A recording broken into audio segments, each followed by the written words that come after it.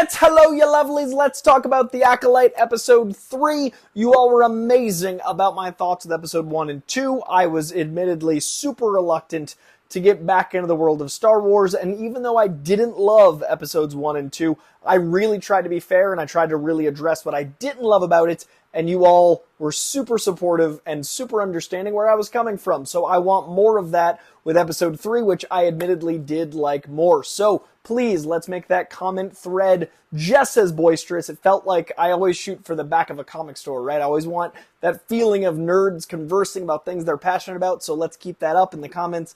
Thank you. So excited. Also hit that like. If you want to see more things like this from me, I review movies, I give movie news, I review comics, I give comic news. Hit that subscription bell because I'm past 26K. I'm trying to get to 30K this summer. Without further ado, let's talk about The Acolyte episode 3. Now, this episode was what I wanted more of, episodes 1 and 2, but that doesn't mean it quite landed for me as much as I still want it to, but I'm now more invested. So episodes 1 and 2, I definitely struggled with why do I care? And I really think that the acting was at the cost of the writing. The acting, I was absolutely with the leads. I wanted to care because of the acting, but nothing in the writing in the first 2 episodes had me invested in the characters themselves, except for some of the writing feeling like, hey, I want you to like these characters. Episode 3 was not the case. This was writing that made me go like, oh, that's why I should have been intrigued earlier, almost to the point that I wish this had been episode 1 and had us long game invest in these characters so that by the time when we saw them older, we actually cared. Because like even the Jedi dude that killed himself, casting a child and then putting a beard on him felt ridiculous. Like this was a preposterous choice. That said, by episode 3, when I saw this babyface old beard without the beard, I was like, oh, they cast for that reason. It gave me some at least plausible deniability for some suspension of disbelief that I honestly wish I'd met him young and then got to him older. I get flashbacks of the narrative they're going for, but it doesn't always work and it's not always necessary to do a non-chronological order just for the sake of introducing the adult version of the characters. And oddly enough, I did feel like episode 3, even though the actors were younger, felt less like a Disney Channel original movie Star Wars edition. My big issue with episodes 1 and 2 were everything felt like it was sophomoric, not intentionally. Everything felt very simple. I think there's a plausible deniability when young actors are saying young things and things are inherently simple. That really worked for episode 3 for me. So the actress playing the young Mae and Osha absolutely was invested in their arc of growth into what they wanted to become separately. And I wish that was in the first couple episodes. The idea of the Jedi coming in and asking about recruiting kids is a very intense concept, and the kids being of their own mind to make that decision at such a young age, these are the kinds of questions I really want from the Acolyte. I want the questions of, if you're so young when you start this journey of becoming a Jedi, then did you make the decision yourself? Yes or no? If your twin does something, are you going to jump off a bridge too? In this case, fall off a bridge too. But I really like these ideas that are being posited now, but it almost lost me in those first 2 episodes. So I wish it had started there, because the casting makes more sense this way, the style of writing makes more sense this way, and more of the writing worked here. Oh, and later thoughts from Coy while I was editing. I do think this is going the direction I hoped it would, with a commentary on positions of power and authority and the ACAB Jedi, the AACAJ story. Like, I'm very curious about Jedi as figures of authority that think they're so right they act in ways that they wouldn't like other people to act, and they do things that they assume they would not prefer other people in the galaxy do. So I am intrigued by the Jedi as not this altruistic force, a more police force, and the commentary that's going to be, especially with witches as our leads and certain elements of the show leaning into authoritarianism being a problem, and I think that's where we're going to go, and that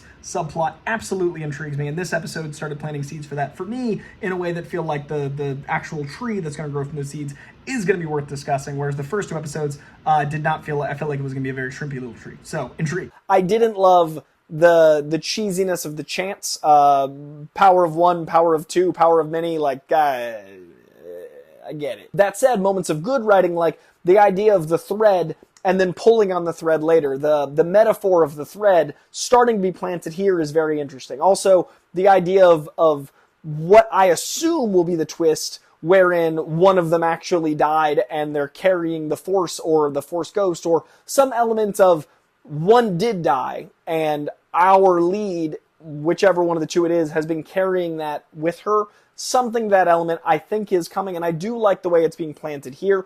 I really was invested in much more of the settings. I was invested in the wardrobe more. Instead of it looking like a bathrobe that was fashioned into something like a Jedi robe, it felt like something was formal. Instead of it looking like kids cosplaying with their Disney World wardrobe, it actually felt a little bit more lived in here. I'm not sure what changed. Maybe it was the settings allowed me to be more immersed in the clothing. Maybe it was the clothing that allowed me to buy the acting. Something shifted with episode 3. That said, I don't love that there isn't a likable character yet, except for one of the two twins. I think the most likable character and the most impressive acting is Jodie Turner Smith, who is revelatory in this episode. I don't really have an anchor yet. And again, like I said in episodes 1 and 2, this show doesn't have to be for me.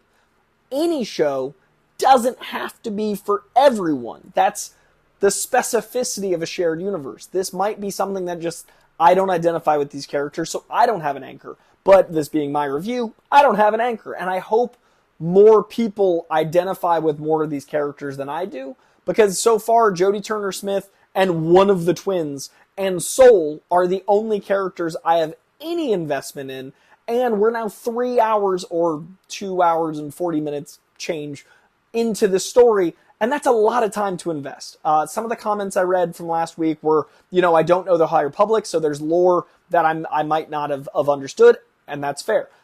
But the people that said, like, you got to give it more, it's not a good story if it takes 3 hours to get invested. It's not fair to the viewer to have to get this far into something. If I'm not gripped by it, then it might not be for me, but that doesn't make it bad or good. I'm just acknowledging 3 hours is a bit much for me to finally be invested. I'm glad I gave it a third episode. I'm glad it's got more hooks in me. It's still not my favorite thing. It's still not something that I would have watched outside of the Star Wars pantheon. If this wasn't branded Star Wars, it would have lost me in episode 1 or 2, but I'm really trying to understand the greater lore of Star Wars, and this episode gave me some of that. I really still love Soul. Also, as a very casual fan, it was really cool to see what I think is one of Darth Maul's species. I think that, like, the horns, but I know Maul's face tattoos. I think that was someone. I love Darth Maul, so that was just cool. Like, Star Wars moment, yeah. I really want to understand what this witchy world is more, because I know there's elements of magic in the Star Wars pantheon, and this looks like it's going to be a gateway to that. It is interesting that it comes a year after we get the first magic introduced in Marvel. It is interesting there seems to be, and even in the most recent show, Ahsoka, I believe, had magic in it. But I do feel like it's interesting that there's this surge of magic element. I do feel like it feels like they're adding it as opposed to it feeling organic. But I'm hoping as we go, just like with this episode, it feels more congruent or simpatico to the universe. Because right now it's like, we've got Jedi, we've got witches, we've got the Coruscant name drop, but it doesn't feel cohesive. That's the word. It doesn't feel cohesive to me. And so I'm hoping as we go, it feels more cohesive. I'm hoping as we go, I keep liking it more. I will keep going. I think I'm, halfway now. Might as well finish the show. But I definitely wish this first episode had been how they kicked us off. I assume they didn't, because it's got two moms, and a lot of people have a problem with that. It is interesting. It took a flashback to get me invested in characters that I think the show assumed I'd be invested in from the jump. And I don't know if that's good writing, but this episode got me more involved, and I did get excited to see a Wookiee, and I did get excited to hear Coruscant. I don't want the best moments as a Star Wars fan to feel like they're anchored in the past. I want to love new elements of Star Wars. I want to love new characters as much as I love the characters I grew up with. And that happens in a lot of other mediums. It happens in a lot of other genres. It happens in a lot of other types of shows where I love Miles Morales. It doesn't cost me my love for Peter Parker. I grew up with Peter Parker, and then I got introduced to a new Spider-Man in Miles Morales.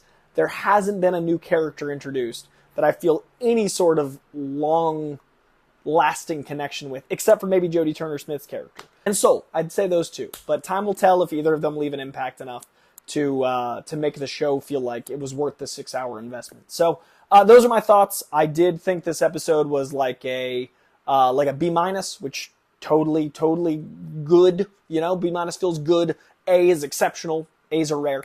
Whereas the first two had left like a C-, D+ feeling. So a huge upgrade for episodes 1 and 2, while still not being more than just good minus. I'm hoping it stays slightly above average and or better. So time will tell. Please let me know in the comments below what you thought of these thoughts. Again, this is a review from a very casual Star Wars fan, someone that just enjoys pop culture, wanting to dabble into this world. Leave a comment, let me know what you thought of these thoughts. Leave a like so I know to keep making these videos, and share and stuff, because like I said, I really enjoyed the conversation we had on that first video last week. So much love, Star Wars fans. If this is for you, I'm genuinely so stoked for you. It isn't for me yet, but it's improving, and not everything's for everybody. So hope this is your exact cup of tea, and I hope you're getting everything out of the Acolyte that you want. All right, I'll talk to you guys next week. And in between then, I'll be dropping a This Week in Comics tomorrow, and I'll be dropping an Inside Out 2 review on Friday. So lots of stuff coming. Stay tuned. Much love.